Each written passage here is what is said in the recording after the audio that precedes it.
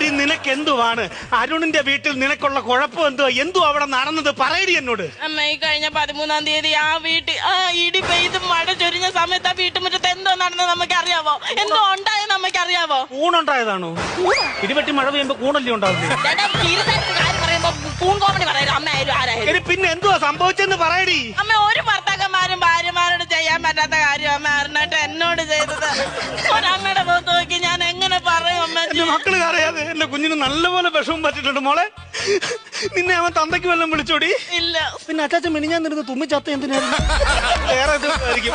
എന്റെ പൊന്നുമോളെ നിന്നെ അവൻ ഉപദ്രവിക്കുക വല്ലതും ചെയ്തോടി? അമ്മ അടിച്ചു കഴിഞ്ഞാൽ വേദന അത് കുറച്ചു നാൾ കഴിയുമ്പോ അങ്ങ് മറക്കും.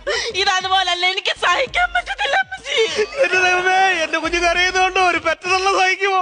എന്റെ കുഞ്ഞിന് എന്തോ നല്ല നല്ല കുഴപ്പങ്ങൾ അവിടെ വെച്ച് സംഭവിച്ചിട്ടുണ്ട്. എന്റെ പൊന്നുമോള് പറയടി, അവനെ ഞാനേ കുടുംബ കോടതി കയറ്റും. പറയടി എന്തോ